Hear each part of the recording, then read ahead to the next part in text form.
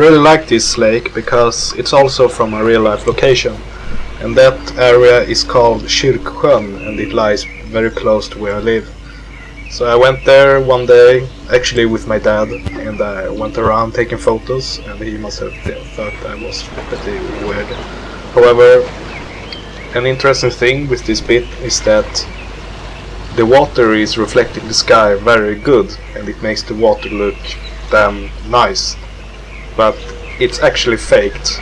The water is invisible here, it's only the reflection and refraction that is visible. There is no ground, so what you see down there is the sky, so it's just an invisible shader where you see the sky sphere under the water, so it's just nothing under the water, it's just the sky. It's just fake, the reflection is just faked. So, but it looks very nice, and it was pretty tricky to come up with that idea, and a lot of games do that, so this is not a cheap solution. So yes, I'm pretty pleased.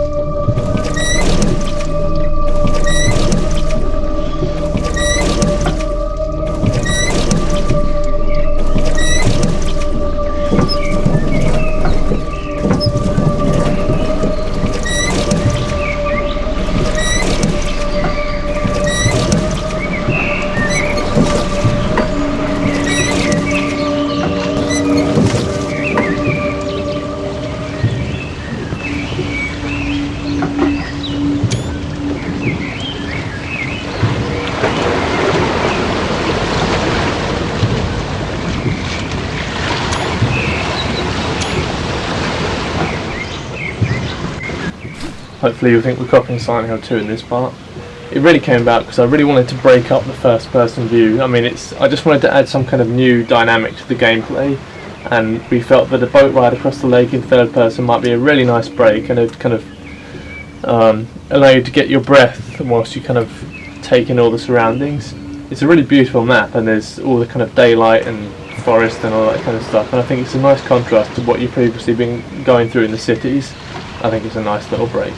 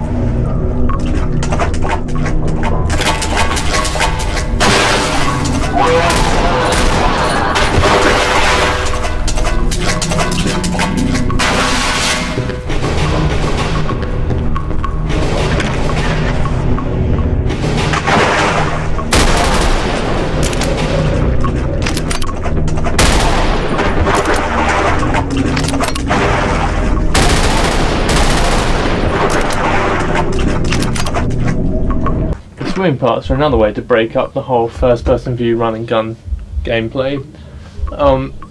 This is accomplished by simply the normal Half-Life swimming code, but then we also add the first-person view hands swimming, so it feels a lot nicer and kind of more different.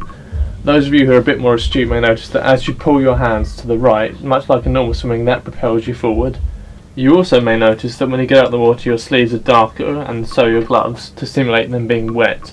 They'll gradually fade back out to normal as they dry out. These are just some other really nice set of touches that we've got in the game.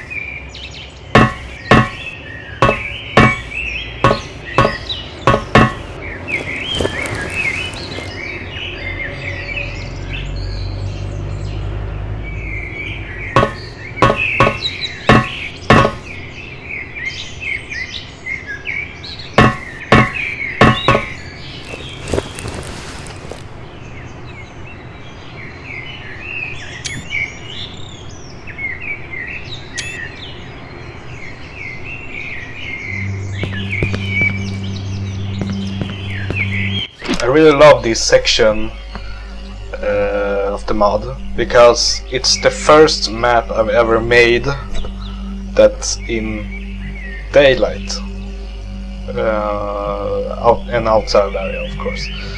And the other interesting thing with this map is that it is the outside, right outside my house, this place. It's not really exactly the same roads and stuff, but it has the same textures and the same design as it looks outside my house. So it feels like walking around outside my house in my town. And it's really nice. I love it.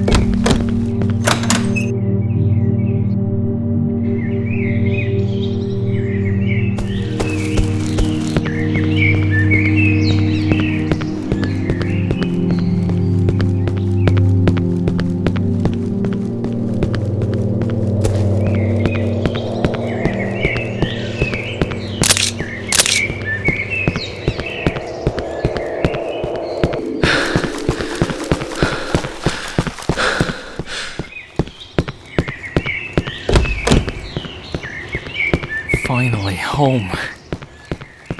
I hope Mom's okay.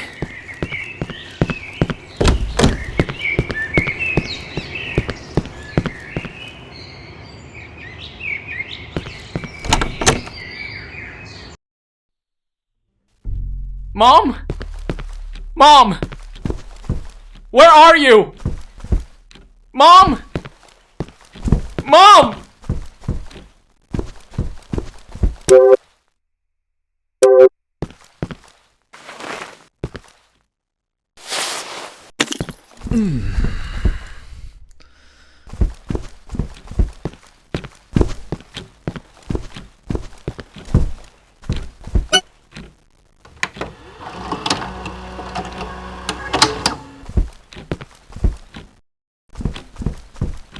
This is a nice contrast, I think, because suddenly you're torn away from your usual running, being able to sprint, jump, duck, dodge, or those kind of things, and now you're suddenly in a wheelchair.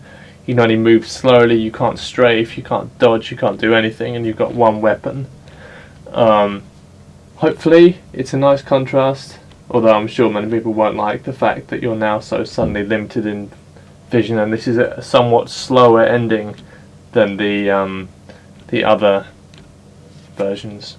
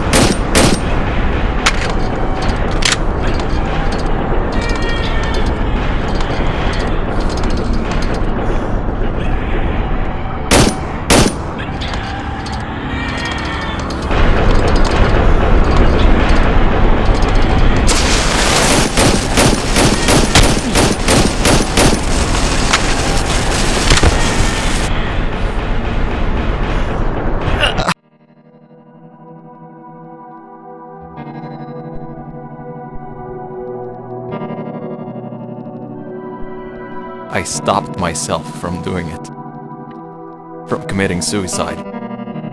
But it didn't only leave me alive, it also left 2 police officers dead. I killed them. Shot them both. This was not supposed to happen. Doctors testified that I was having a psychosis, which means that my punishment won't be too hard for me to bear. I have to spend the rest of my life in a mental hospital, where nurses and doctors are taking care of me. They let me finish my book, and it has helped me a lot. I wrote a happy ending, just for myself. I feel better now. I am more at peace with myself, even though I'm still stuck in this wheelchair. But I accept that now. I can never forgive myself for shooting those 2 officers, though. But I have so many supportive people around me now, so I think I will be okay. Dr. Purnell is mentoring me and is watching my progress. I am lucky to have him. Sophie visits me every once in a while. When the doctors let her, that is. They still think her visits are too destabilizing for me and that it hinders my progress. I keep on telling her how sorry I am for making her life miserable every time she's here. She just laughs a bit and tells me to stop being so silly. But I can see the damage I've done to her in her eyes every time she looks at me. She found a new friend, one who is there for her and treats her right. I'm happy for her, though I'll miss the good moments we've had, knowing that they'll never come back. I think this is a good time to close this book. It has changed my life forever. The end.